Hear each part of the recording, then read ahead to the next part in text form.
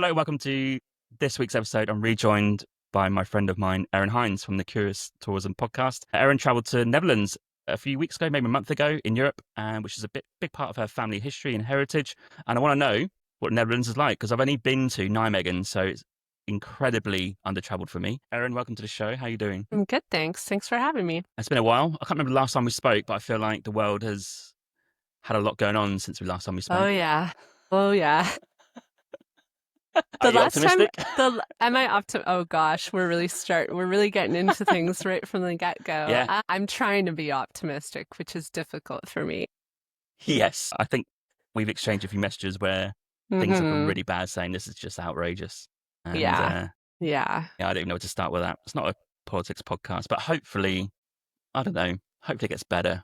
Am I optimistic? Not sure. I will say this. I do think it's really important in times like these. Like, I have to remind myself this all the time to continue to try to find joy instead of just giving into the cynicism. And travel is one way that I do that. Like going to the Netherlands was a great distraction. Aside from all the people asking me about the US, aside from that, it was a nice distraction from everything that is going on in the world. Let's take solace in travel if we can. I think we have to, yeah. Okay, let's delve into Netherlands. But first of all, just to remind people, you're based in Toronto, right? So how's the summer kicking off for you? Summer is certainly kicking off. It's getting quite hot here, but I love it. As every Torontonian will say, summer is the best time in the city. The city just really comes alive. People are out at street festivals every weekend. You're going to the island. It's just a really joyous time in the city. And I literally live in the city just for the 3 months of summer because it's just so much fun. It's the same as here, isn't it? Yeah. No different. Yeah. The 4 months between maybe June and September. Yeah. Including September. I think they're pretty glorious, but yeah, magical. It soon wanes off as soon as you get to October, I think. Yeah. For Toronto, also, I have not been back since 2023. So that's an absolute disgrace, isn't it? That is. And you have a free place to stay. I know. So there's literally no excuse. You two really need to come. Yeah, we do. My cat Crumpet is waiting to meet you in person. No, we are planning a weekend getaway, long weekend getaway in the summer sometime, somewhere different, probably not BC. So I think we're kind of weighing up Edmonton because we've not been to we've been to most cities in Canada, big cities, if you like. Yeah. And that's the one we haven't been to. So we're kind of weighing that one up. Cool. I have not been there. So if you do go, you gotta fill me in. Okay. David, who owns our network, says there's not that much going on. But hey, why not go and see it? Well, you know what? I was in Saskatoon a few weeks ago, and everyone told me there's not a lot going on in Saskatoon, and everyone was very wrong. I ended up really loving that city, and I think that it's really unfair that people say this small city in Saskatchewan has nothing going on, because there was tons going on. I loved it so much. So yeah, I saw your stories in that. I think you'll be pleasantly surprised in Edmonton. That's the one city we've not been to as well, Saskatoon. So I think it's those two that are kind of on our list. Yeah. And I guess you want to chuck in Yellowknife if you want to go up to the north. I'm headed there tomorrow. I'm so excited. To Yellowknife? To Yellowknife, yeah. Is that Northern Territories? That is Yukon. Is Yukon? Oh, wait, no, Whitehorse. I'm going to Whitehorse tomorrow. Okay, yeah. I did the classic thing. I mixed them up. Yeah. Okay, so I've been to Whitehorse. That's a cool little city. You have been to Whitehorse? Yes. Okay. Yeah, loved it. What should I do? Well, we went in middle of winter, so it's a very different time. It's going to be a different vibe. Okay, yeah. Because your days are going to last forever, whereas ours lasts 5 hours. It's going to be midnight sun, which I'm very excited for. Wow. Yeah. Have you got any plans, anything set in stone? We have loose plans. We're renting a camper van, so we'll be traveling around in that. So the loose plan is Dawson City, of course, to delve into the history of the gold rush. Kluane National Park, Carcross. We're going to just go to... We're doing the classic trip. It's our first time in Yukon, and so we're just going to hit all the most well-known places. And then hopefully we can go back a second time and do more north, because I would really like to go to the national parks in the north of Yukon as well. Yep. I think the dream would be go to right to the top. Is it Yoktukatuk, whatever it's called? I can't pronounce it very well. Yeah. I think you can still drive it in the summer. I think July and August, the road is doable. But that's on the list of things to do. Yeah, Whitehorse, you probably will bump into some bears, right? So I'd be keen to see what your experience is going to be with them. I'm terrified. Our Airbnb host said when we went at Christmas a few years ago that in the summer you will guarantee see them just day to day because they're just living amongst bears, right? They just walk along the road. Even in the city? That's what he said, yeah. Oh my gosh. I got my bear bells. Got your bear spray, yeah. Yeah, we're Yeah. renting bear spray. I didn't know you can do this because we're flying there, of course. Of course, yeah. So we can't bring bear spray on the flight. Oh, yeah. But I learned recently that you can rent bear spray, which is great because in the past I've like just bought it when I've been like in BC and then like given it to someone before I leave. But like it's not cheap. It's like sometimes upwards of $100 for a can of bear spray. And so when I learned you could rent it, it's only costing us $20 to rent it for the whole trip. So you pay more if you end up using it. Yeah, But I 'cause was like, well, if I end up using it, I might not be alive, so I won't be on the hook for that. because we've got bear spray, but yeah, I've never used it. So yeah, I Yeah, guess that's an easy money maker, that, isn't it? it sure is. Yeah. Capitalism at work there. Yeah. Based on fear, but does it actually work, bear spray? Not sure. Yeah. Yeah, a lot of bear sightings up there. So yeah, good luck with that. Thank you. I'll let you know how it goes if I survive the trip. And are you camping as well, right? In campsites? Yeah, but we'll be in a camper van. You won't catch me in a tent in bear country. Yeah, because you got to put your food and stuff up the hoist it up. Yeah. Yeah. Oh, interesting. Yeah, good luck. I'm keen to see how that goes. Why does this sound so scary? You're like, good luck. I think we're scared because he told us a load of stories about bears, and we're like, fuck this, like we're not going in the summer. He was there. He was at the oh no, I'm gonna butcher this a little bit, the details. He was at the Yukon's most deadliest bear attack. I think it happened at like a lakeside maybe. Obviously there's a name for it where like a few people died. He was there at that. Oh my God. I cannot remember. Oh, this is bad. Can I Google one on a I mean, podcast? listen, I just take comfort in knowing that like, yes, it happens, but it is really rare. Yes, true. You're not making me feel very good about it. I can't find it. Yeah, he so he came up with a few stories. Yeah. I'm sure he'll be fine. Yeah, he'll be fine. I mean, you survived Vancouver Island. A lot of bears there too. So Yeah, never seen one. Yeah, I think Emma saw one on the trail a few weeks ago. Survived that. So yeah, they're a problem though. They're a big problem. Yeah, people think that's like a fun thing. It's not. They're actually quite terrifying, especially if they're hungry. The fear for me is like running into a bear that has cubs with her.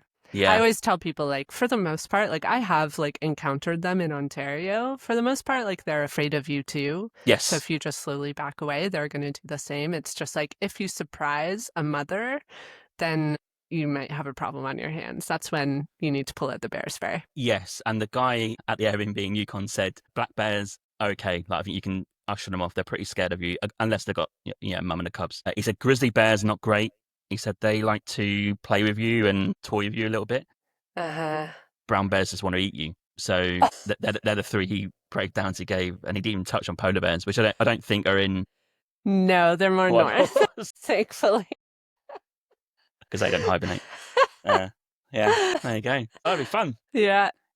Well, cool. Luckily I can't do any like really intense hiking because of my knee injury. So we'll be on busy trails, which is in our favor because the bears tend to avoid those. They do. Yeah. I think we'll be okay. Amazing.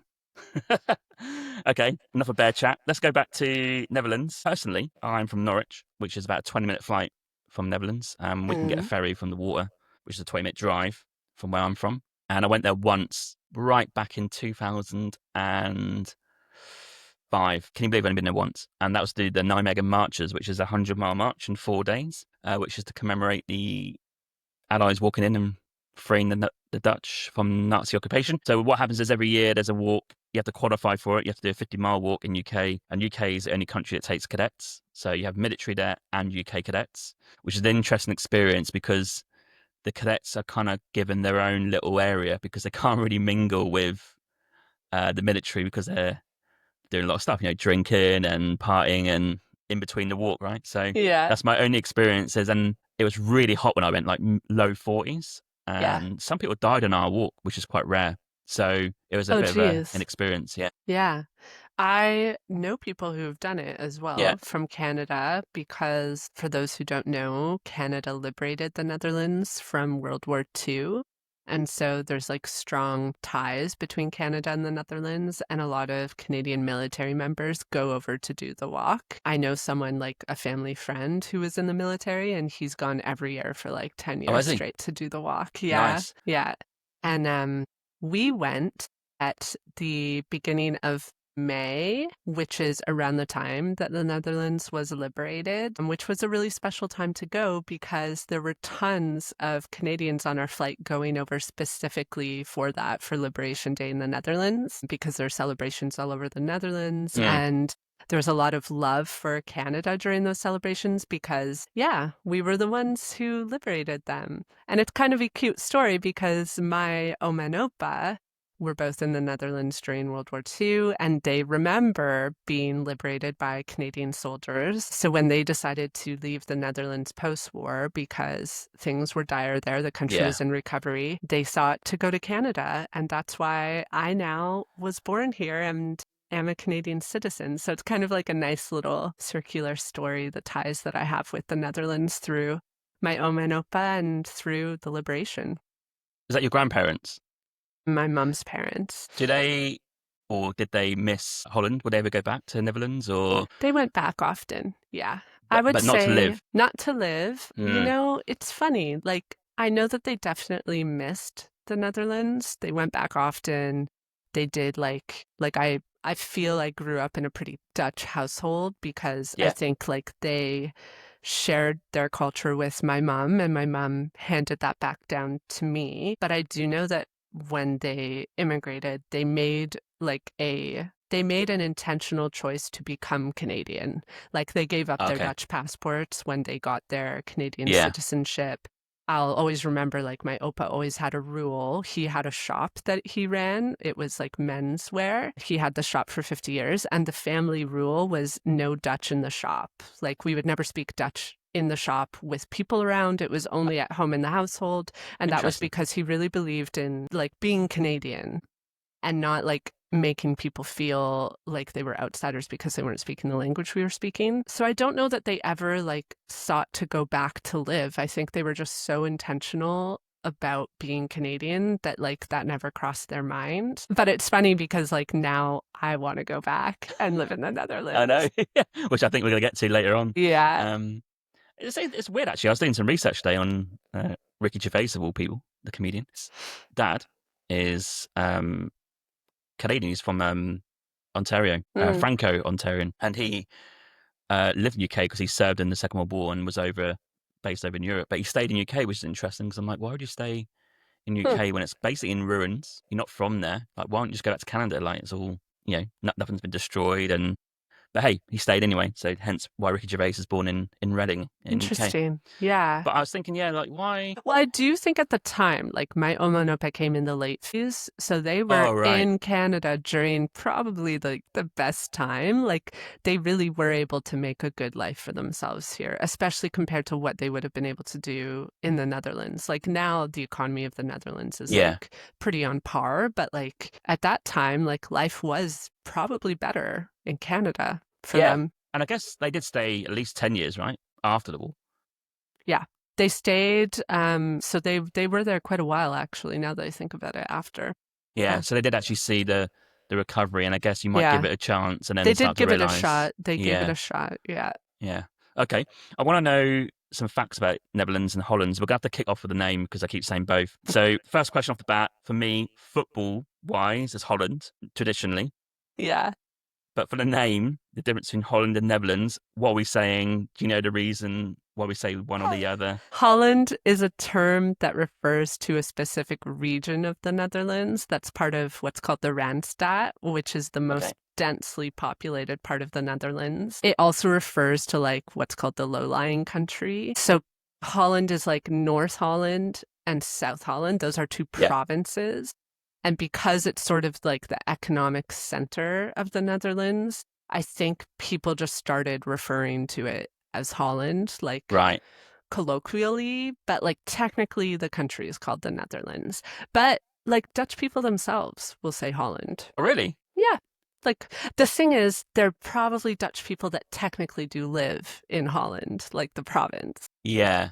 But Netherlands sounds more inclusive of the other regions in the The country. Netherlands refers to the entire country, which is why I tried to say that versus Holland.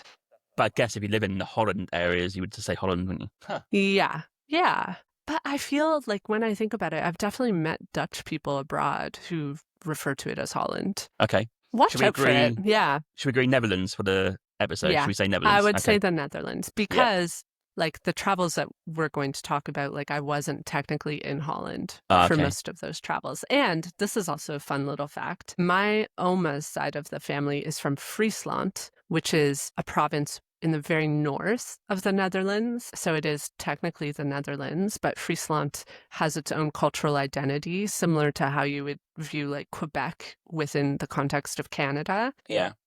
So they speak their own language, they have their own flag, they do have cultural differences. So my Oma spoke Fries, but she also spoke Dutch. And they're a little bit separatist. There are some people in Friesland that would like to separate from the Netherlands. And Fries people are very proud of their Fries heritage and culture.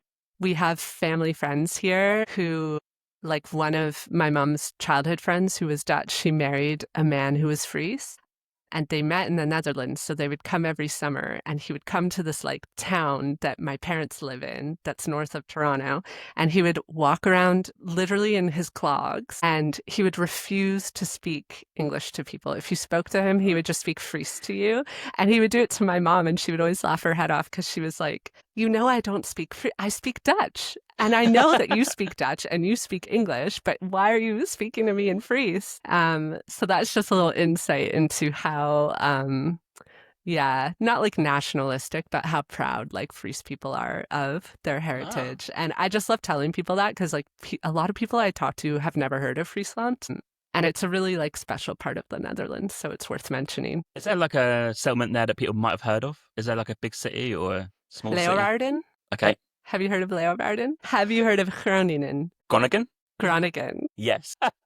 Yes, I lived there for a time. Leeuwarden is like probably an hour from there. It's very close. Okay. Groningen is like right on the border of Friesland. But in Friesland? It's not in it, it's on the border. On border. Like Okay, it's got right it. on the edge. Yeah. Yeah, I do know the football team, so hence why. Honestly, most of my Netherlands knowledge is going to be football teams. Oh my God. So, well, yeah. You got me there because I don't know anything.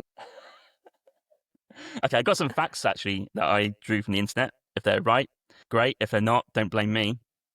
But we know some of them, right? So Netherlands is the lowest lying country in Europe. So where I'm from in UK, in Norwich, we're the lowest lying county in UK. So a bit of a connection there. And they are the sixth most densely populated in Europe. Only one national language in Dutch, and it's officially closest to English out of all the languages. Routinely ranked in the top 10 happiest countries. It says the most physically active country in Europe. It's a bold claim. Makes sense, though. Okay. Yeah, I guess the bikes and stuff. Well, think about all the cycling. Yeah. Yeah. Over 1,000 windmills and more bikes than people. The tallest nation in the world? Yeah. Okay. They invented gin. Genever. Sorry. We'll talk about it later. It's called Genever. Okay. I think that's all my facts, actually, unless you've got any more. Well, I'll tell you the thing about the tall thing. Because, like, I guess I'm tall. Like, I'm probably 5'8". Like I'm the same height as Lucas, my husband, and he's always like, everyone in your family is so tall. Like my brother's like over 6 feet. But when like I don't feel like tall or short here in Canada, and I think it's because there's so much diversity here. Like just everyone's different heights. Yeah.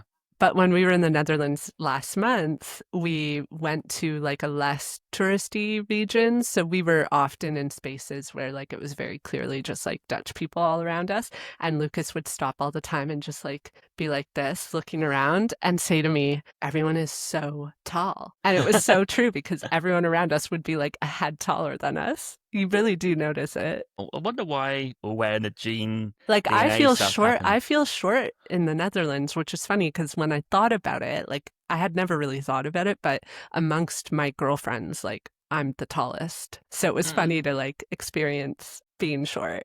I just never thought that the Dutch would ever be that tall. Don't play basketball that much. Don't. I'm trying to equate why maybe people don't know that.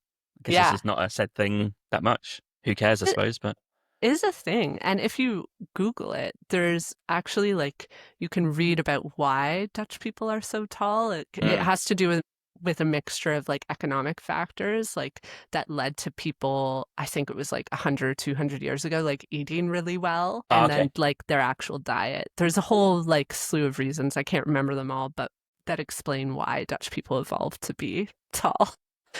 I think I did read on the same website about the cuisine that the Dutch are the healthiest, and I thought that's very subjective, I suppose. I think I don't know how you define a whole population as being the healthiest, but hey, that was on there. But I didn't include it in my list because I'm like, well, Mm. how do you It's figure that out? interesting because, to be honest, I don't find the diet in the Netherlands like particularly healthy, but I Mm. do think their lifestyle is more healthy. Like Dutch people really are very active. Like you don't get in a car. Like people really do bike everywhere. Yeah, tell us a bit about the culture. That was the next question, really, about like why you like it. Is it because it is an active culture? Biking is number one, which I guess for the environment is great. You're biking Hmm. around, not too many cars. I guess the country is built for that as well. So they've got proper infrastructure if you want to bike. Whereas, like, Yeah. I guess technically here you could probably bike to work, but is it actually built for that? I'm not sure.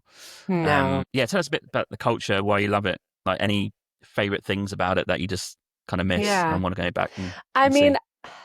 I always have to caveat this. I think it's like different when you're visiting a country that you have a personal tie to, because I True. remember the first time I went to the Netherlands, I was 16, and I remember feeling like, wow, this feels like home, kind of, but in a weird way because like I knew aspects of Dutch culture. I knew Dutch food because my mom like would shop in the Dutch import store. Like there was a lot that I knew about it that was familiar to me. And so to go to that country and like be surrounded by it, it felt like home in a way.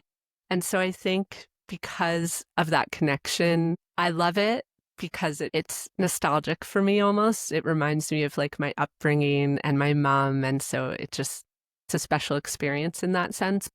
Uh, there are a lot of aspects. This is the thing, it's hard to disentangle like whether the cultural aspects that I love them just because I grew up with them or because Mm, I genuinely love them. Because I am a cyclist. Like I've always loved biking. Everywhere I've ever lived, I don't drive, I don't have a license. I've always insisted on cycling. But I interesting. don't know if that's like because I have a Dutch mom. Like I think, I don't know.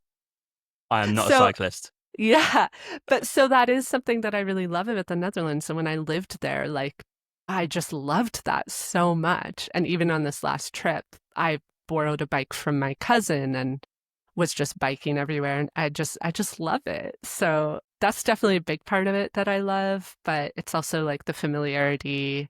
I know the language pretty well. And so it feels like comfortable for me. I love Dutch food. People like to claim that the Dutch don't have interesting food culture. Okay. They do make a few awesome dishes that I really love. I just love their cities. Like, there's Mm, so much beautiful history in the Netherlands. They have like beautiful medieval historic cities. I think like a lot of people really restrict themselves to like Amsterdam and the yeah. Randstad, like that region. There's a few places that like people typically go, but there's so much more beyond that that I don't like using the phrase like underrated, but like really they are. Like there's places I've been in the Netherlands that people have never heard of that are just like so deserving of attention. So yeah, I would say that's what I love about it. I'm trying to think if there's anything else. Well, I just, in my mind, I've got like you could on a balmy day just walk down the river. There's always going to be some water about, I'd imagine, in the Netherlands, in each city or town, I'd imagine. And you can just sit while you bike. You might bike along there. You stop off at a nice cafe. There's a nice view with a maybe medieval cathedral church, and there's like cafes outside, like classic European stuff, right? yeah, And you can just sit there and enjoy it. That to me sounds a little bit dreamy, I think. it is dreamy. Yeah. The canals are so beautiful. They're so beautiful. And like, yeah, like good cafes. It is that typical, like what we stereotype as being very European, like going to these open squares. Like in Yeah. Holland, you call them markts. So you go to the square and like you sit at a little table outside and drink a coffee. And coffee culture is big in the Netherlands as Mm, well, which is something I think you would appreciate about it. Yeah. And yeah, just like I also just love how like interconnected it is. Like the train right. system is really good in the Netherlands, although Dutch people will tell you it's not. But like from the Every country Canadian says that. Yeah, perspective, yeah, it's yeah. amazing. Like you can truly hop on a train and just go anywhere at any time of day. Like the trains are always running, everything is connected. Yeah, it's just wonderful. What about the population? Do you find they're like a happy population? Are they outgoing? Are they reserved? Like, how do you find?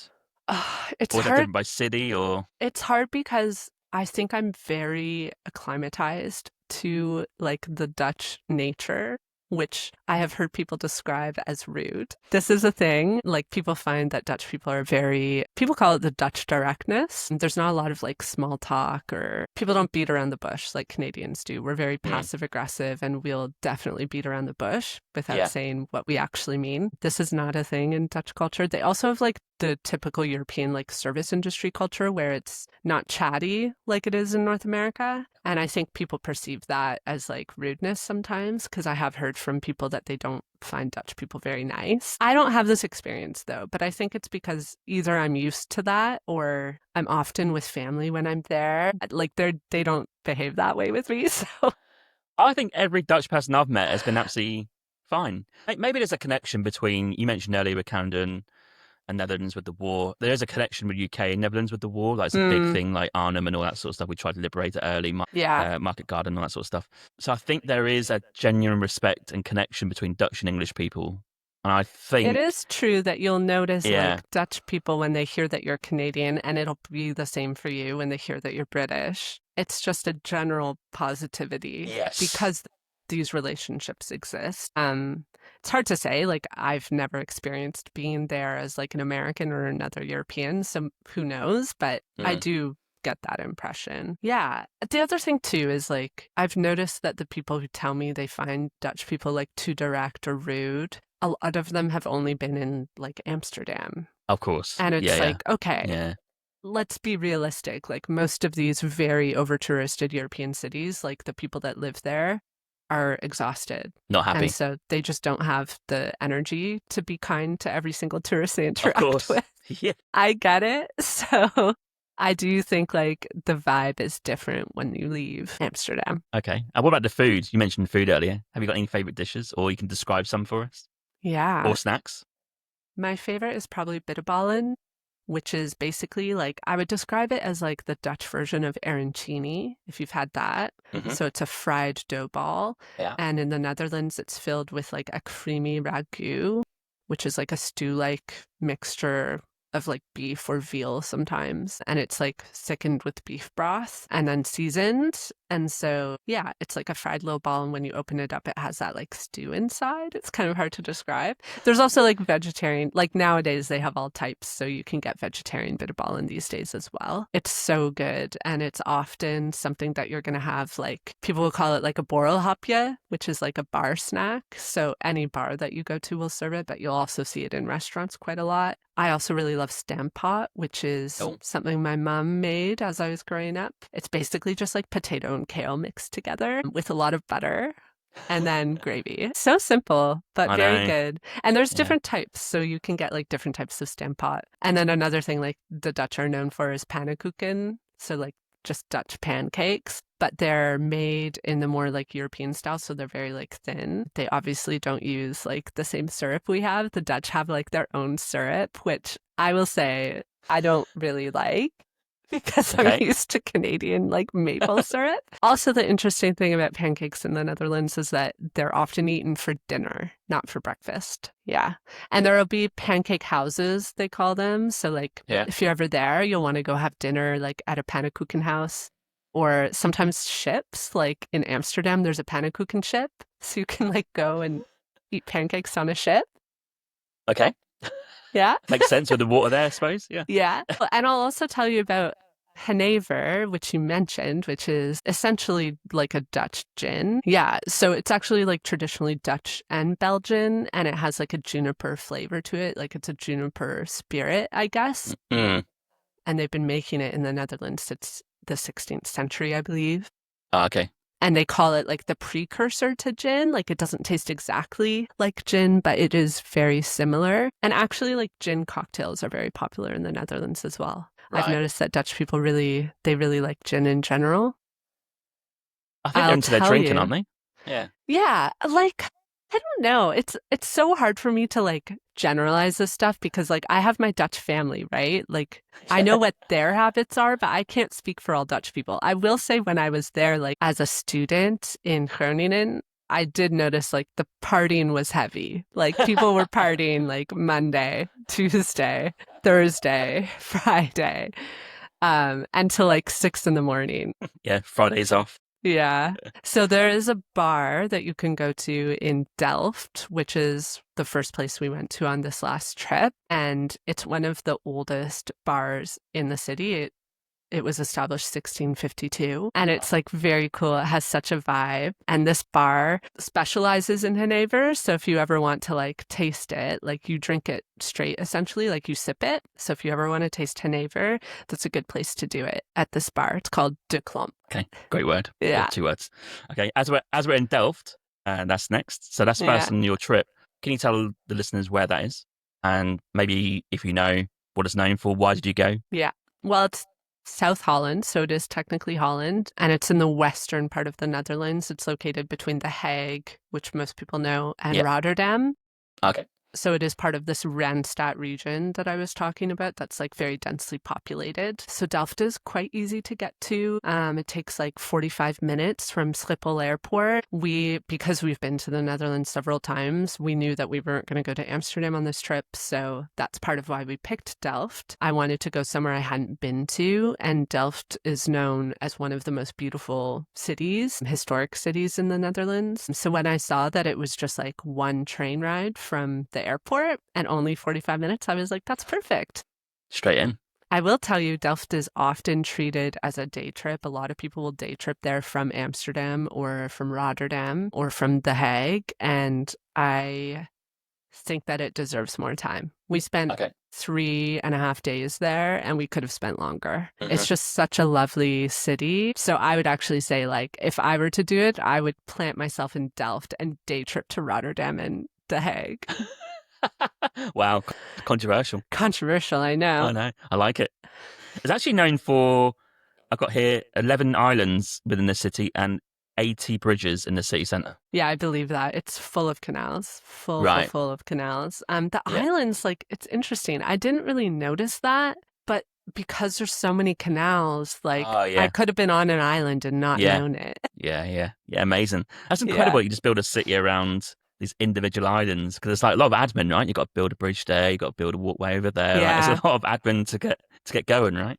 Well, a lot of the Netherlands is below sea level. That's why they call it the lowlands. So like they kind of had to, this is like kind of an interesting like historical part of like Dutch society and Dutch culture is like there's so much engagement with the sea, like as Dutch people, because the Dutch have always been fighting the sea, essentially. Like they've had to learn. The Dutch are known as like great water engineers because they've had to learn and develop like over the centuries ways to live in harmony with the water and to collaborate with it, essentially. Actually, one of my family members worked in the shipping industry for years. And so he knows and has told me a lot about like this long history of water management, especially in the south of the Netherlands.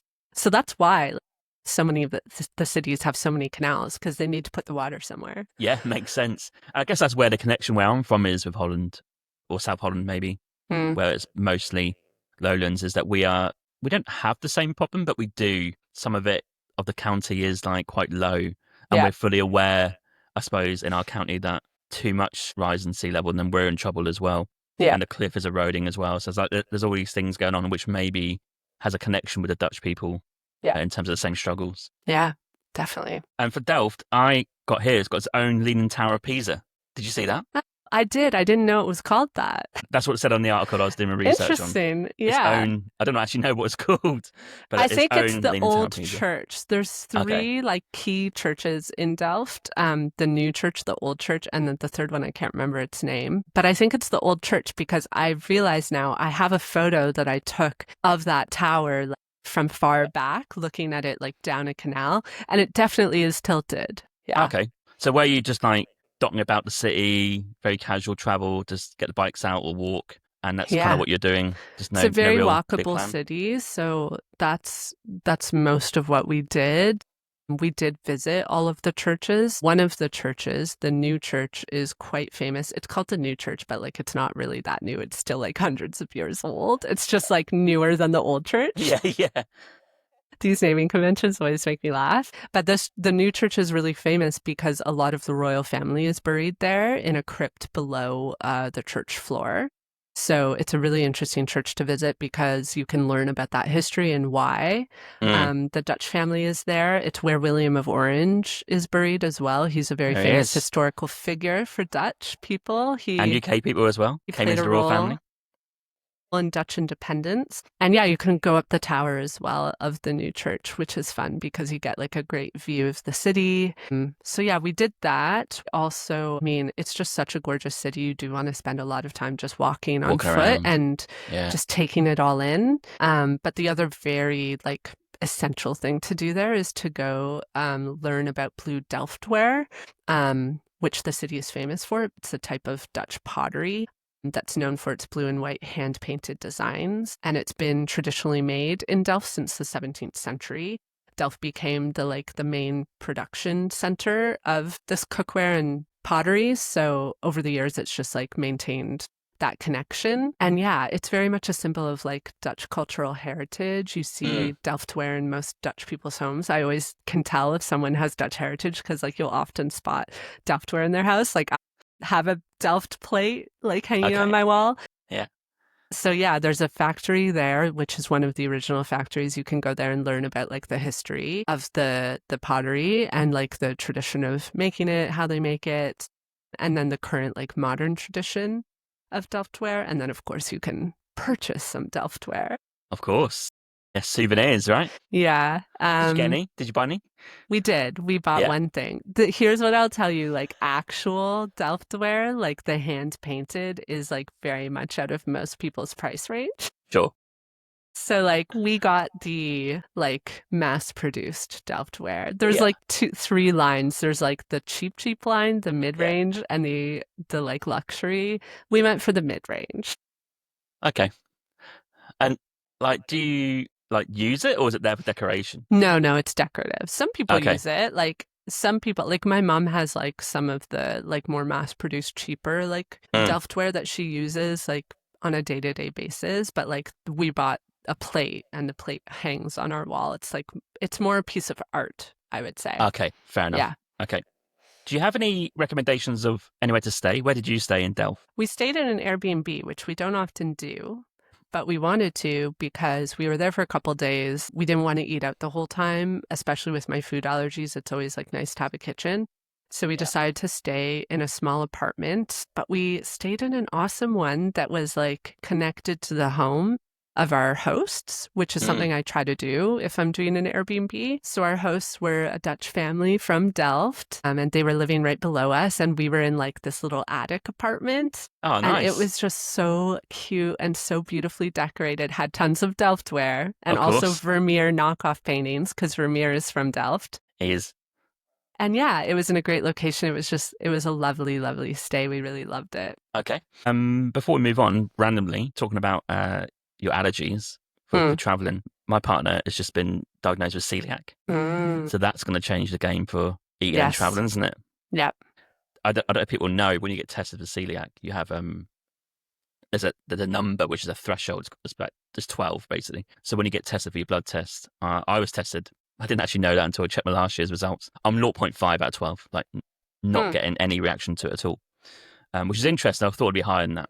But Emma's was more than 250. So the doctor's like, yeah, I think you probably do have it. Like we can do another test just to confirm it. And we're like, been eating all this bread and like for years and has years. she felt unwell? I think the last, I'd say two years, maybe since we got back last year, like really start to notice it. Yeah. Very conclusive. So that's going to be a big change because you can't casually have anything now. Contamination is a problem. Yeah. I would say, listen, the Dutch eat a lot of bread. Bread is definitely a big part of the diet, but generally I find it's a good country for food restrictions. Like I have found that my allergy has been handled very well. I don't have an eye on gluten in the way that I do like my nut allergies, but I would guess that you would be able to find lots of options Okay, in the so it's kind of known Netherlands. for that. Yeah, Yeah. I would say that like generally, and the nice thing too about the Netherlands is it's actually the country in Europe where the most English is spoken. Most Dutch people learn Yes. English in Yeah, yeah. school, which makes communication a lot easier. So if you're in That's a key. restaurant, like you're Mm. not going to have trouble communicating, which always helps with food restrictions for sure. And their labeling is good. Like when you're reading labels for foods, like packaged foods, like it'll have a warning about gluten as well as like common allergens. But yeah, you should talk to Nina Clapperton, my friend, but she's also like very well known for her work in the SEO space. She's celiac and she Oh, okay. avoids gluten. I actually don't know if she's celiac or just gluten intolerant, but she avoids gluten and she like has so much insight on traveling with having to avoid gluten. Oh, we should. Yeah, okay, yeah, because it's like literally brand new from 2 weeks ago, so we're kind of just still processing it a little bit. Yeah. Because we have to change at home, right? I did gluten free just for I did a FODMAP because I wanted to work out what was giving me some stomach issues, which have Yeah. kind of been good since I started that. And I actually thought gluten was a problem, but I actually don't think it is now. I think other stuff for me is a problem like garlic or whatever. But yeah, it's just going to be a big change because you're not supposed to contaminate. You're supposed to like really keep it separate. So the toaster we've Yeah. got, she's got to get a new toaster. Like she got her own bread, her own toaster. That's going to be a separate area. So Yeah. it's that sort of level of thinking. So you think even at home you're considering it, but imagine abroad where like you don't know what things are cooked in or next to or the I same know. fryer. Like you just cannot really It's similar control to it. my allergy because it's the same with peanut. Like I am so severely allergic, there can't be any cross contamination, which means Wow. if someone uses a knife Yeah. and like touches a peanut product and then like wipes that knife and uses it for my meal, even that could cause a reaction. Does that cause you like a bit of stress and anxiety? Oh my gosh, I'm like so anxious about eating when I travel, Yeah. like all the time. Every time even here, like anytime I eat a meal in a restaurant, I'm putting the greatest degree of trust in the people preparing my food. Wow. Yeah, it's just And a reality you live with. And for travellers, that's a nightmare, isn't it? Yeah. That's even another level of thinking on your trip. Yeah. It's all other things you might be worried about. Yeah. Yeah. Is the Netherlands known for like vegetarian or vegan food? Want to jump that question in there before, as we're talking about food? Would it be a struggle? It's hard for me because I'm not vegan or Mm. vegetarian. I would like to be, but I have enough food restrictions. I don't want to Yeah. add more to my plate. So I don't notice it, but I would say from what I know, I think probably. Yeah. Like they do eat a lot of meat and cheese in the Yes. Netherlands. But when you go to restaurants, there's usually like a lot of options. And Yeah. I'm thinking about it now, and like I definitely saw like vegan and vegetarian options on Okay. restaurant menus. So Yeah. and like I was saying, I think there's like quite a strong like cultural understanding of like food restrictions in the Netherlands Good. because like I did notice on menus like that they had allergen guides and gluten guides and like they're labeling things. And so I think that is a positive sign. That's good. Okay. The next on your trip is 1 week in, my Dutch is horrendous, Berkendam. Is that how you say it? That's pretty Berkendam? good. That's pretty good. Yeah. V's got to be a V, right? Surely. Berkendam. Berkendam. Okay. And he has some day trips. There's no way I'm trying to pronounce the first place. How do you even start with that? I will tell you, I can't even pronounce it, but luckily Dutch people don't call it its real name. It's just called Den Bosch. If you say to a Dutch person, Den Football Bosch. team. Yeah. Den Bosch. Yeah. Okay. So why were you based here? And where is this in the country as well? It's in the south. Yeah. The closest like point of recognition for people would probably be Rotterdam. It's about like 45 minutes or an hour from Rotterdam. It is right on the edge of Biesbosch National Park, which is basically like marshland in the Netherlands. It's a very famous national park in the country. A lot of people go there for cycling and for bird watching. And the reason I go there every time I'm in the Netherlands is because it is one of the places that my Oma grew up in. Her childhood home is still there. And so whenever I'm there, I drive by and I go look at the house that my Oma once lived in. Yeah. And we have a lot of family ties there as well. So I'm very close with, this is tough. These people are not technically related to me. One of them is, but like really far back. This couple that is friends with my parents. So they're my parents' age. I just grew up with them in my life. But like, and I always thought of them as my aunt and uncle, but they technically are not. Okay. but I am so close with them. Like they are family. So I just never know how to like describe who these people are. They're very close family friends that I'm related to very far back. And yeah, my parents have been friends with them like before I was born. They were friends with these people. And so they were part of my life growing up. They often came to visit us. We would go to visit them. And they live just outside of Berkendam. They live actually right on the edge of the national park. So they actually live in a way that is like quite special in the Netherlands because they have a lot of space around them. Dutch people famously like live in small houses and like it's quite dense in most of the Netherlands, but this region is not so dense because there's so much wetlands around.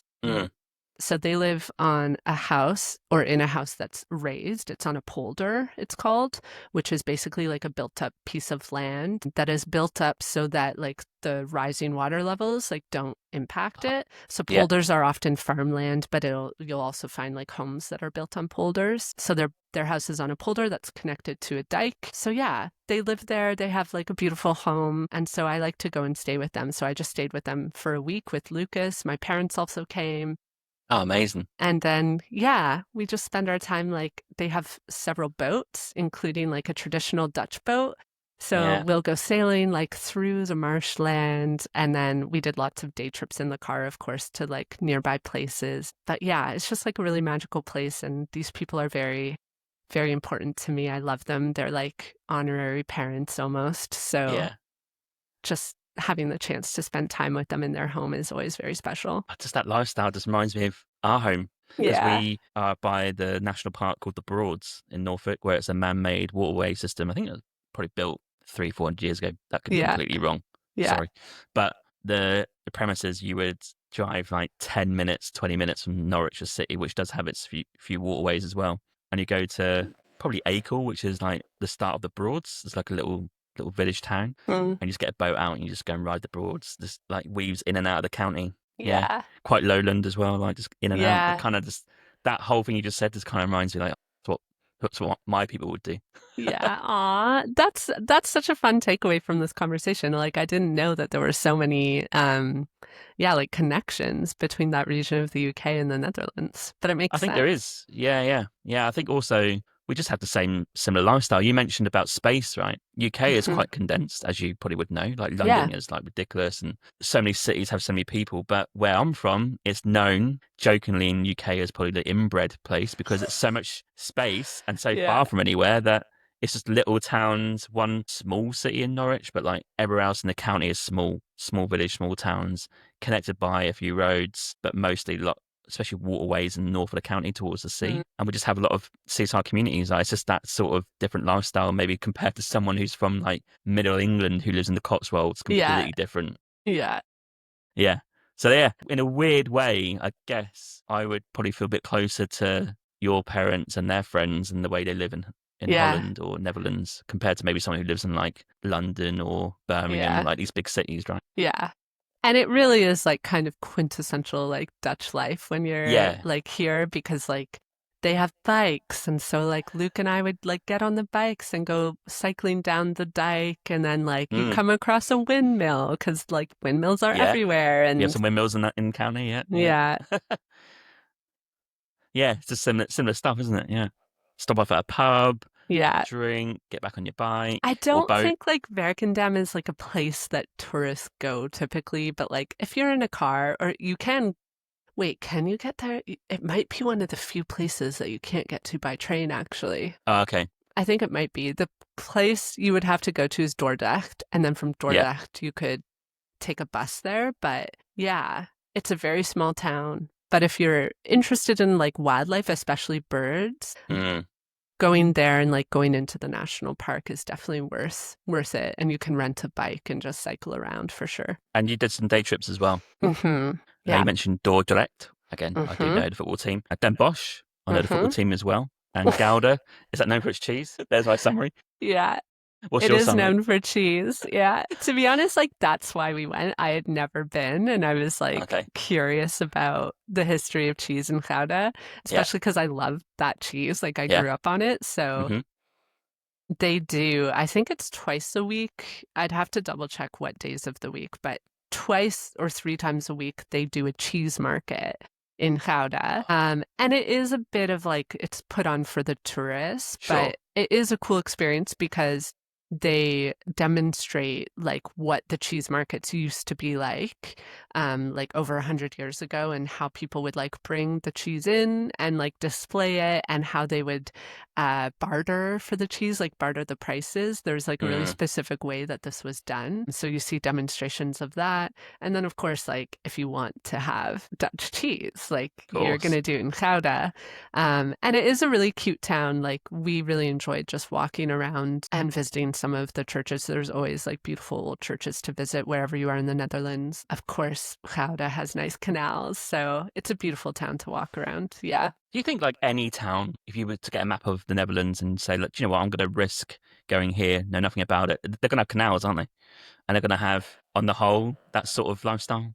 Little canal, little boat, little biking path. Like I know of a few that don't, but like they're more modern towns. It Okay. depends, right? Yeah. Depends on the history of the area. So like Dordrecht, is that the same sort of feeling? Trying to think.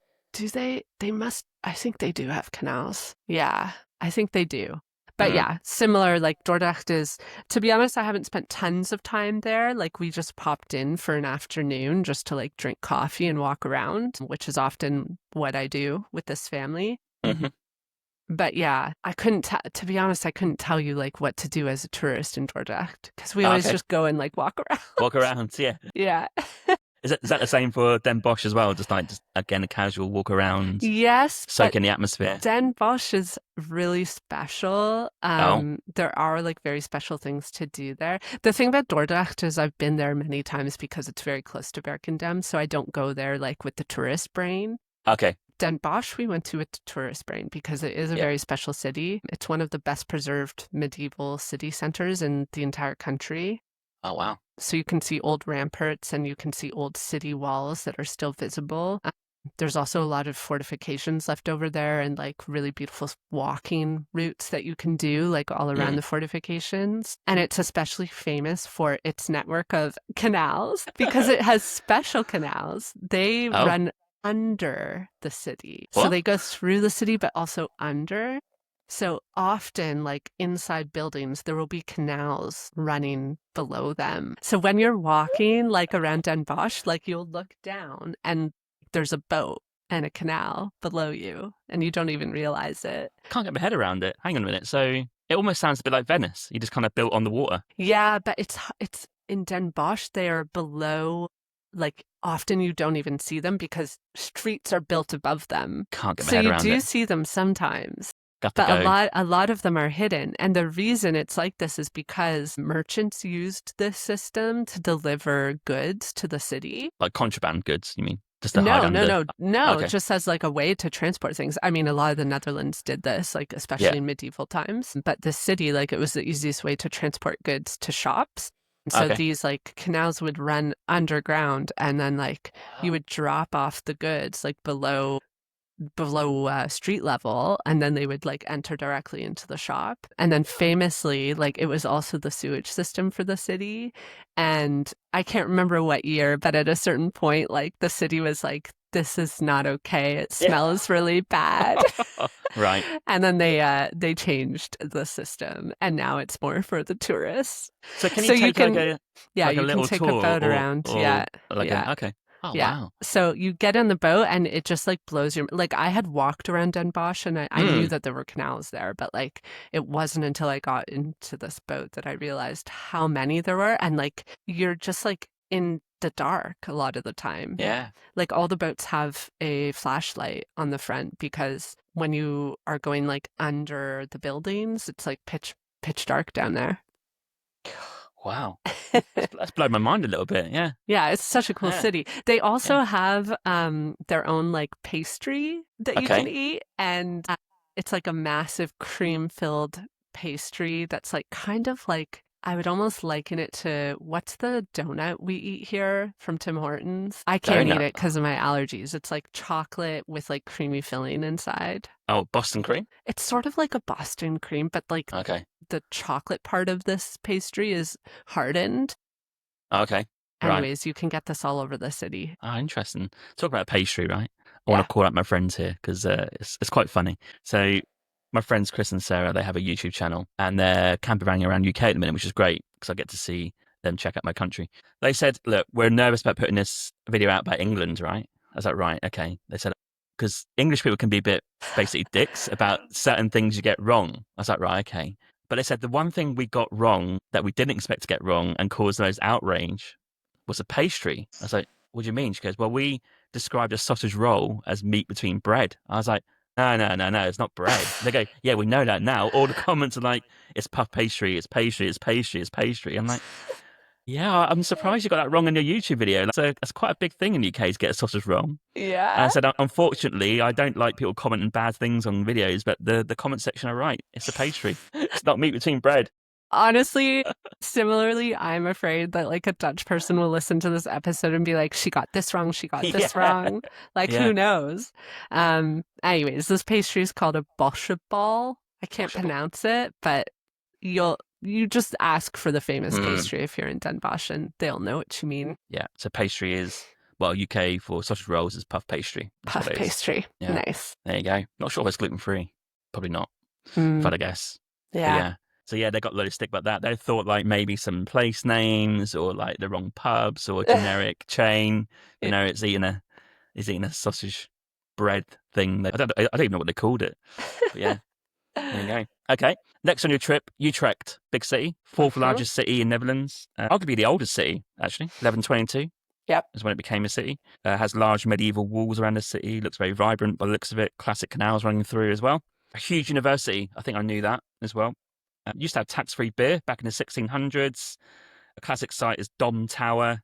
And I do know that football is big there and it's known for its hooligans as well. That's my summary. That goes hand to hand with being a student city. Yeah. What was your experience in Utrecht?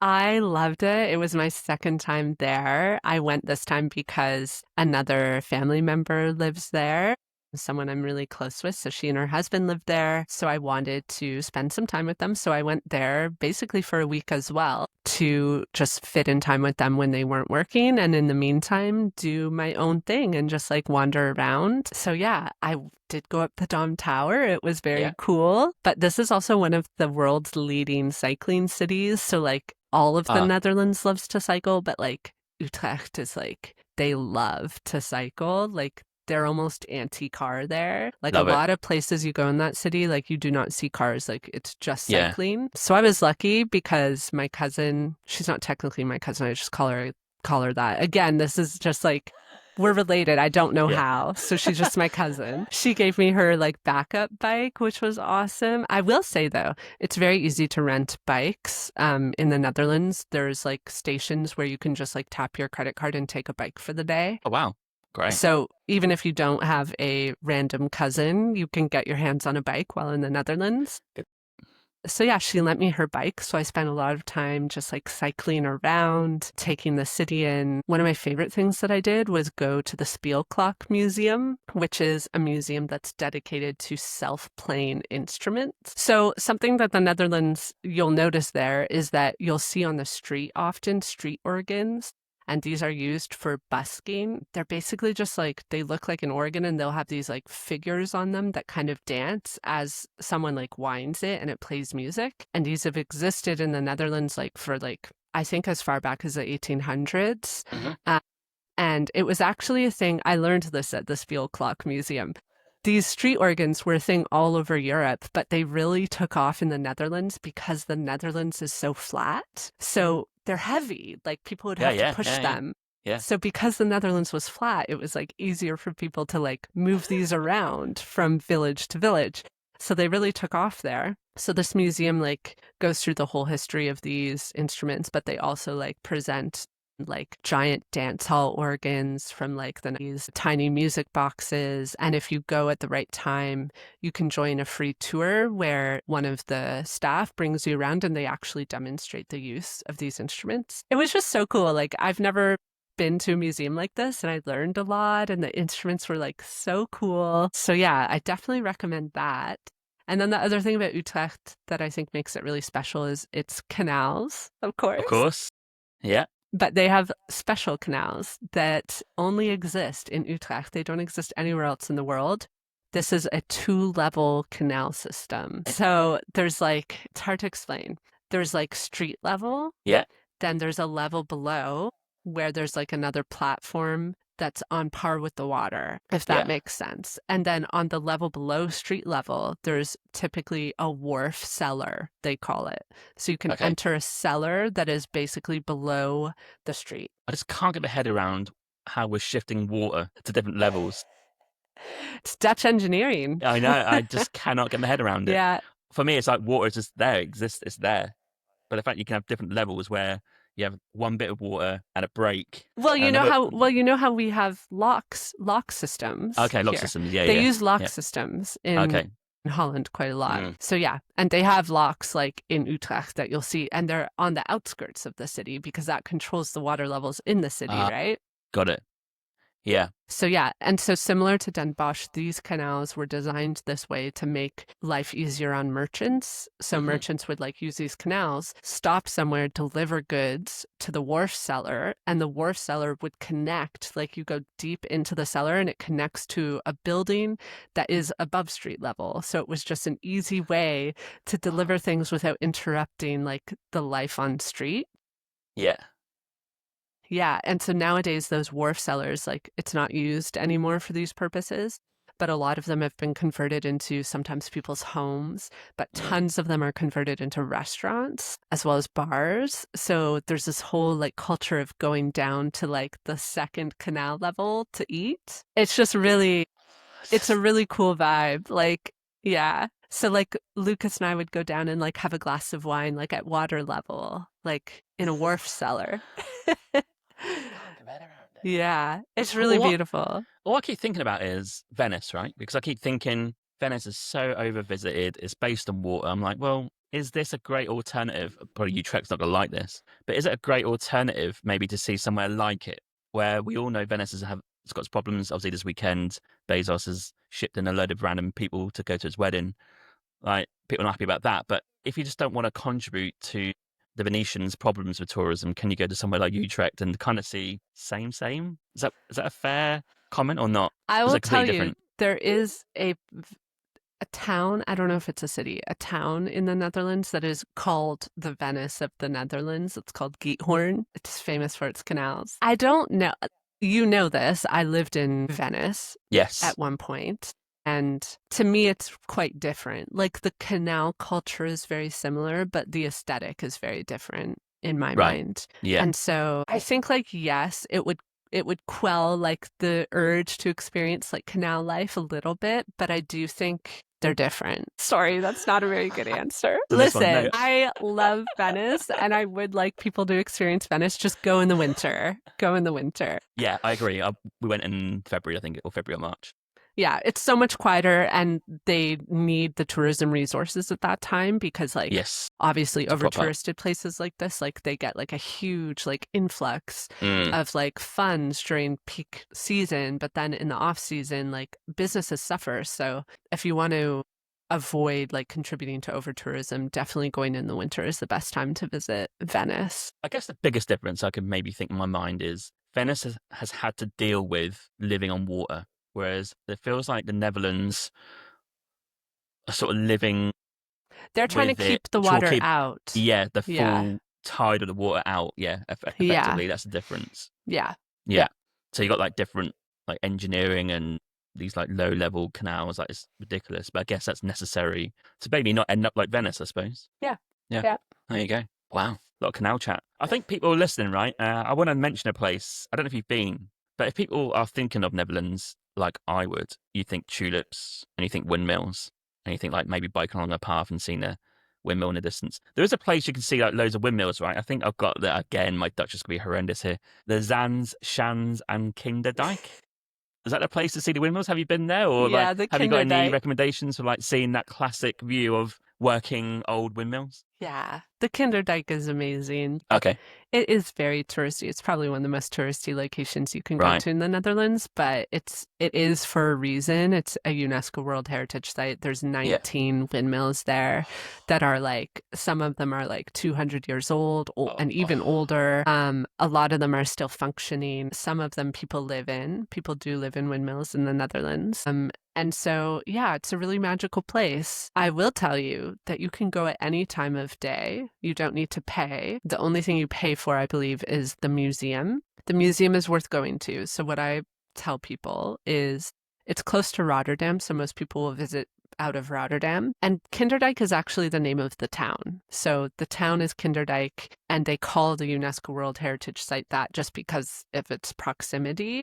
But you Okay. are technically going to the town of Kinderdijk. Yeah, so if you go during the day, you can go to the museum, but it will be crowded. So I usually tell people, like, just stop by during the day and go to the museum, but then come back in the evening. The evening is so quiet. All the tour buses from Amsterdam Yeah, are because they go back. gone. Yeah. Yeah. And Yeah. truly, like, you see Dutch people there walking their dogs, going for an evening cycle. I went on this last trip one evening with Atten Ingrid, like my family members, and it was just magical. We went at like 8 o'clock. Brilliant. There was barely anyone there. The evening light was so beautiful. And I knew it was special because like even my Dutch family members were taking pictures. So I was Oh, like, right. oh, Yeah, it's yeah. not just me, the tourist. That's amazing. Yeah. I do think the Kinderdijk is really worth visiting. Yeah. Okay. And what about the classic tulips? Have you seen those in the fields? Have you I is that just a have. generic thing you just see in the countryside? Yeah, you don't need to seek it out. It's Okay. kind of like, you know how like people say in Japan, people go to Japan during cherry blossom season thinking they're going to need to seek them out, Yeah. but really you're going to see them everywhere. It's the same with the tulips. Like you will see them as long as you get out of the cities. If you drive anywhere, you'll come across fields. But it's a very like specific window of time, similar to cherry blossoms, where you'll spot them. So I didn't see them on this trip because they tend to be more in April, but I have seen them on a previous trip and it's pretty amazing. Yeah. There are specific places you can go to see them, which I think like is great if you like need to stick to an itinerary, but you can definitely just drive around and you'll come across fields of them. Amazing. Okay. Did we touch on Amsterdam? Listen, I do love Amsterdam. Like it Yeah. really is an I've never amazing been. city, and Yeah.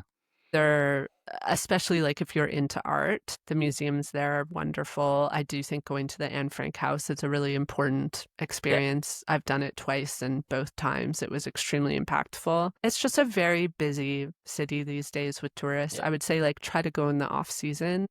And I would also tell people like try to get outside of the center, the city center. Got it. Going to Amsterdam West, Amsterdam East, Amsterdam North, those neighborhoods are a very different vibe, a lot quieter. And I think they deserve a wander. So yeah, just try to spread out if you spend time in Amsterdam. Yeah. Okay. Yeah, I've never been, so that is on the list. I've got here things not to do in the Netherlands. Is there some hot tips where people should not be doing certain things? Well, my first tip obviously is don't just visit Amsterdam. Like I do think like especially if it's someone's first time in the Netherlands, I don't think like you should necessarily skip it, but just be intentional about how you spend time there and try to mix in other places like some of the places we've talked about today. You could also go north to Friesland or Yeah. to Groningen. I also always tell people just be hyper aware of your surroundings at all times because this is such a cycling Oh, yeah. culture. The bikes Mm. truly are everywhere, and bikes have right of way over cars and also over pedestrians. Right. So you really do have a responsibility to be aware of your surroundings. Like Yeah. never step out onto a street without checking because I guarantee you there are bikes coming and they will not be happy with you if Right. you step in front of them. Yeah. And then I would say like don't skip renting a bike. I think like this is Yes. just the most quintessentially Dutch way to get around. So And it's flat, right? No yeah, excuse. so easy. Yeah. Like, listen, Amsterdam, little scary. I've done it. Very intense cycling there. But if you get outside of the city, like in Delft, you could easily cycle. Utrecht, I found was fine. So yeah, just go somewhere a bit quieter. Pack for the weather. It is a very windy, sometimes rainy country. I got really lucky and had great, beautiful, sunny weather. I like came prepared with my rain jacket. Like I was so prepared for rain. But regardless, I hope you get lucky with sun, but you might not. So it's good to be prepared. Other than that, just like the classic things, like learn some Dutch phrases. People will Hmm. appreciate it. Yeah. Don't rush through your trip. Like try to really Yes. slow down Yeah. and take things in and learn things. And don't skip Dutch food. I know it doesn't have a good reputation, but you really should eat some stamppot, eat some bitterballen, like try some things. Okay. Here, you need to eat, oh, what's it called? One sec. Is it savoury or sweet? Sweet. I should know this. Okay. Do not skip eating a stroopwafel and make Okay. sure that you get it from a street vendor where they're making it fresh. You can get stroopwafel like anywhere, like in all the shops, like you'll find it in bags, and it's like a very typical thing to eat, like when you're visiting the Netherlands. Mm. But getting it fresh is like a superior experience. So there are vendors on the street, like street food vendors, that just Yep. make it right in front of you, and it's so good. So make sure you do that. Okay. That's a great tip. What about, I've got some throwaway travel things that people might want to know about. Let's go budget. Do you find the Netherlands quite reasonable compared to Europe, or is it mid-range, would you say? Is it higher end? I'd say it's expensive, yeah. Okay. I would say it's similar to like Germany, the UK maybe. Yeah. It's hard because I'm with family a lot of the time, like I'm not paying for accommodation, but yeah, I think it's expensive. I will say though, outside of Amsterdam, things get more affordable. Yeah. Okay. What's the average price for, like, if you're going to sit at a cafe on a canal for a coffee? How much would that be? It depends on the type of coffee you get, but like €3 to €5. Okay. What about accommodation? 'Cause I've got here, you obviously said Airbnb, you stay with family members. I guess mid-range local hotels are great as well. I guess they probably do have the classic chains if you want to get a shitty hotel. But yeah, I guess you want to go independent, local, Yeah. mid-range is good, right? Or budget, but like in Yeah. that ballpark, right? There are hostels. You can stay in Oh, yeah. hostels, and a lot of Yeah. them are locally owned. And so that's Yeah. an option Oh, that's too. good. Yeah. But yeah, especially outside of like the cities, you'll find like really awesome like small hotels and stuff. So, and even Airbnbs, like as long as you do like your vetting and search, like you'll find Airbnbs that are like definitely locally owned. Often like they're attached to the main living space of your Yeah. host. So those are also a good option. Do you have bed and breakfast? Do they have bed and breakfast sort of culture there where like I don't B&B? know, like I haven't stayed in one, but it wouldn't surprise me. Yeah, I wonder if they do. Okay. You mentioned language, learn a few phrases. I think Dutch is fairly...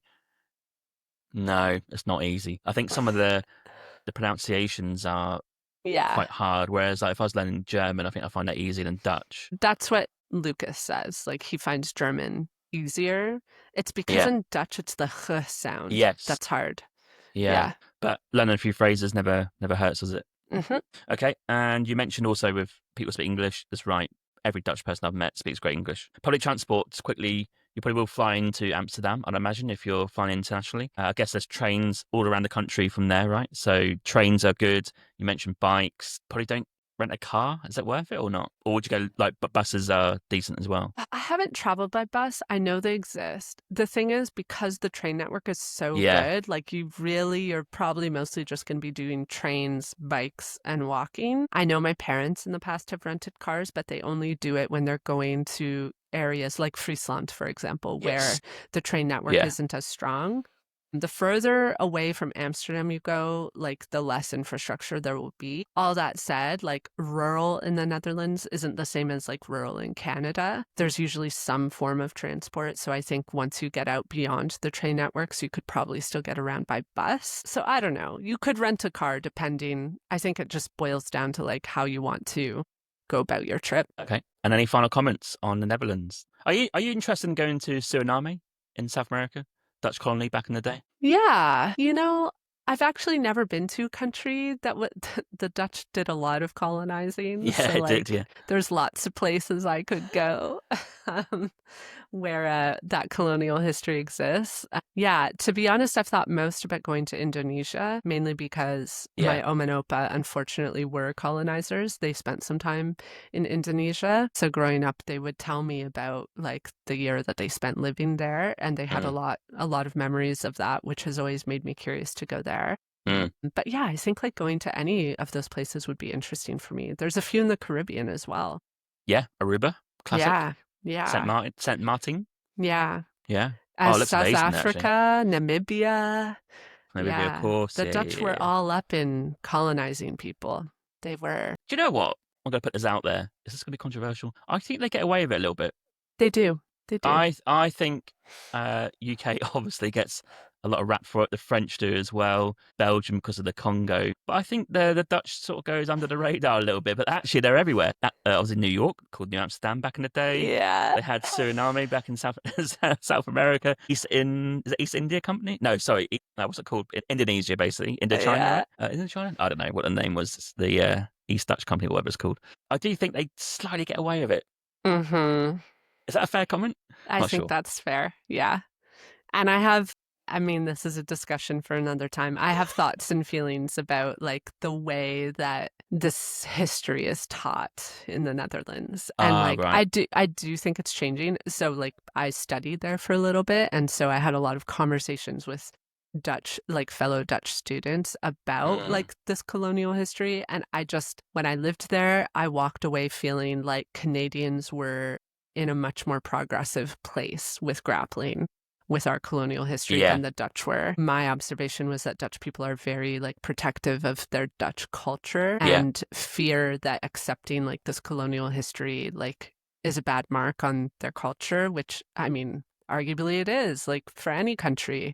But I do think like in conversations with my family members that it's changing. It's changed even since I lived there, which was in 2014. So it's been over 10 years. Things do change. So I know that it's like top of mind in the Netherlands. Yeah. And they're having conversations about things like I know that they're similar to how we discuss like the statues that we have erected and the names of places. I know that conversation is becoming much more prevalent in the Netherlands. And so I think we can expect to see more progress around and reparations around those things in the coming years. Interesting. Yeah, I think arguably they kicked off the slave trade, didn't they? Were they the first ones to start it? That could be wrong. This would be Another an interesting conversation. Like, if you ever run it, listen, I can only give my perspective as like someone who has Dutch family and has spent like a decent amount of time there. It would be interesting to ask a Dutch person their thoughts on it. Yeah. Okay. Another conversation, another day. Let's finish the episode. Just a dip into Curious Tourism, Pina blogs. It's a tough time blogging right now, isn't it? Yeah, it's rough out here. How's Google treating you? Not great, but we're trekking through it, you know. I became a creator because I wanted to write blogs. So I will continue to write blogs. Even if my audience is smaller, it doesn't matter. I'm going to write them. Okay. And how's the podcast going? It's going well, I think. Yeah. Yeah. One a month at a minute, right? Episodes? Yes, but we're actually bumping up to 2 a month, which you and I have had some back and forth about. But yeah, I think that starts this month, July. Oh, lovely. Yeah, so we're doing sort of like a shortcuts episode, which is just my producer and I, Katie, talking about like travel trends, and then our regular episode with a guest at the end of every month. And so, yeah, I think that'll be nice. I think it'll be nice to be putting a little more energy towards it because we used to publish once a month and that was feeling a little light, I guess. So, yeah. Yeah, I think the network respects the podcast highly, so it'd be great to see you have more episodes for sure. Yeah. If people don't know, we're actually on the same network, Voice. So, we do have a few chats here and there about podcasting and the woes that go with that sometimes. Mm-hmm.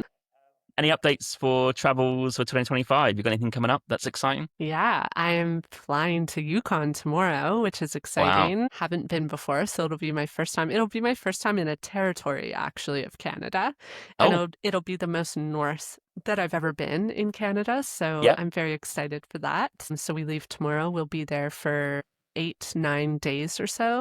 Yeah, and I'm working a little bit with the tourism board there, so they're setting us up to do some interesting experiences, which I'm really excited to share with my audience, so that'll be cool. And then aside from that, we are currently debating what to do in the fall. I think I told you already, the debate is between BC and Sicily, very different places. Right, no, they're the same, aren't they? So to be decided. And then do you aside want from rain that, or do you want sunshine? I know. And then in between that, we're just doing like a lot of local travel, so just stuff around Ontario. Okay, interesting. Yeah, my fall travels is up for debate as well. I'm thinking Australia, maybe Bhutan. Ooh, yeah, Bhutan. I'm gonna tick off the list for once and for all. I need Bangkok in my life, so I said to Emma, I'm going to Bangkok for a long weekend, and from there you can fly to Paro in Bhutan.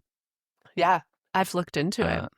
Yeah, so I think I might do 5 to 7 days, depending on budget, because it is expensive. Expensive. Yeah, Yeah. but it is all one and done, right? You pay your fee, you go and do it. So Yeah. yeah, and I might chuck in a bit of cricket to finish a trip with. I think. Yeah, and that's Nice. That's funny. roughly might come up. You're going to Bangkok. Lucas wants to go there because he's very into Muay Thai. Like he does Muay Thai Oh like yeah, 2-3 times a week. yeah.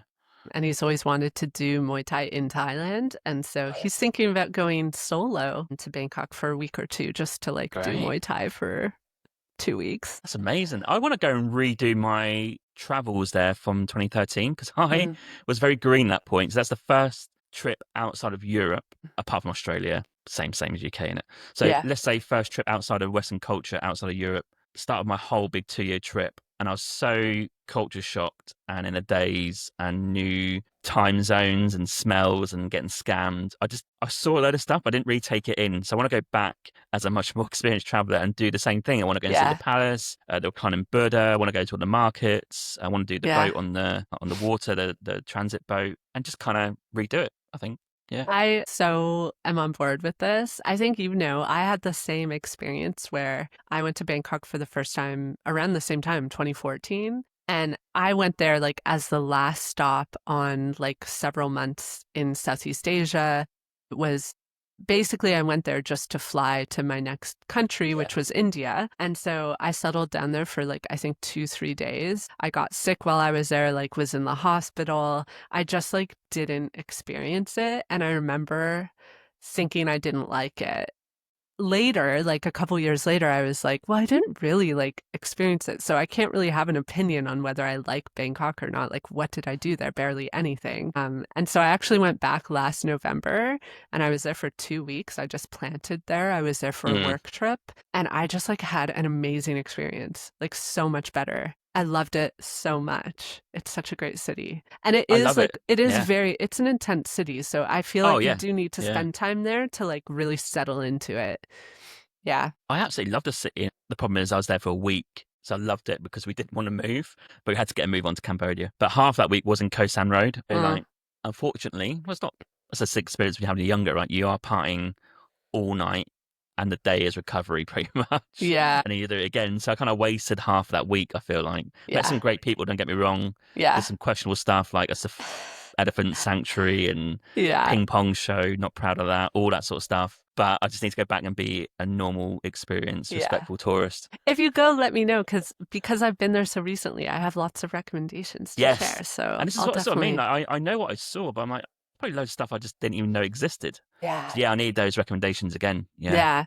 I went to like a lot of temples that were outside of like the city center that were just incredible. Also, like my favorite thing about this was I flew from Canada, so I was very jet lagged. But the nice thing about it is the way the jet lag works has you like usually waking up very early in the morning. Yes. So basically the whole time I was there, I was waking up at like 5-6 a.m. And that was the best time to go out. Yeah. So I would just like wake up, eat something, go down, call a motor taxi. We would zip across the city because the traffic is horrible in Bangkok. Yeah. So going at like 6 a.m, the temples were quiet. Like no one was there, no traffic. It wasn't rip-roaring hot yet. Like it's in your favor if you go from Vancouver to Bangkok because you'll have the right kind of jet lag. And then every night I was asleep by like 9 p.m. It was wonderful. Yeah, dream. I'll take that. Yeah. It's direct from here as well in certain parts of the year.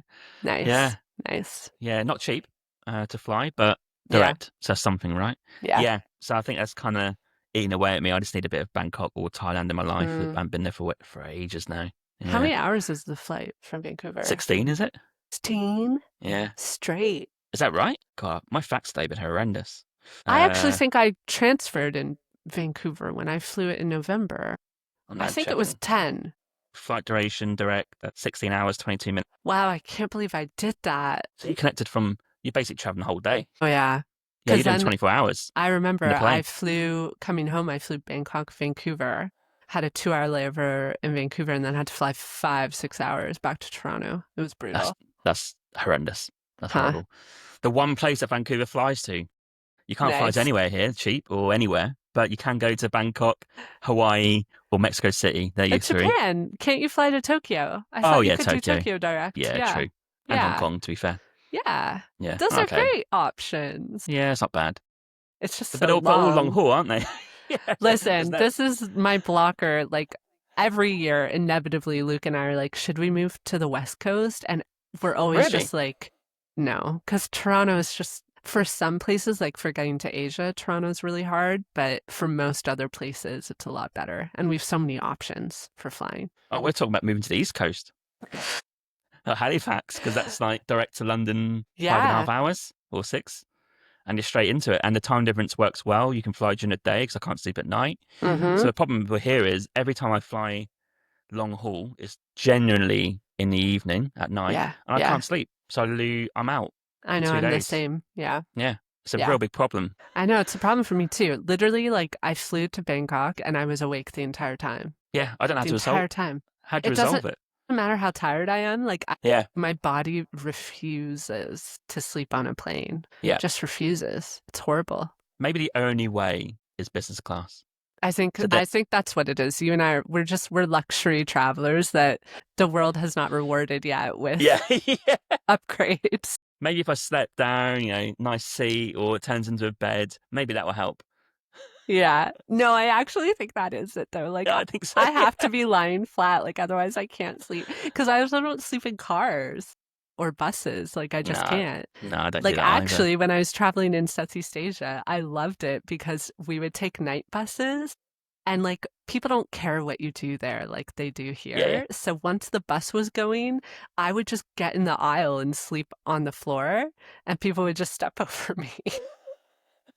I think that's But a one classic time experience, isn't it, in But Southeast one Asia? time I Yeah, noticed like a Thai guy doing it, and I was like, well, if he's doing it, like I'm gonna yeah, do that. And yeah, yeah. I would just sleep on the floor of the bus. It was great. That's what locals do on the Yeah, buses there. They just got on the yeah, floor, yeah, yeah. yeah. And it worked. And So sometimes when you go across the border, they nick your seat. yeah, That's what I experienced. you just stay on the floor then.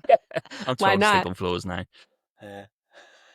Like we went just down to the beach. There's only a 5-minute walk from our place, just to chill out. And I said, I can't sit on this floor any longer. Like 10 minutes. I just can't lay on the floor. I just can't do it anymore. That's so funny. I can. But the biggest problem is business class flights are expensive. So I'm trying to work out a way long haul. How am I going to fund this new change? And it's not Yeah. easy. This is the struggle of being Canadian is like you look at Americans and they have like credit card perks Oh, like that are just so superior to us. Like yeah. there's no travel hacking that I have been able to figure out myself that is getting No, me into business class. So no. I just got to save a lot of points, I guess. The problem is I always end up spending the points. Tell me about it. Yeah. So It's too easy, isn't it?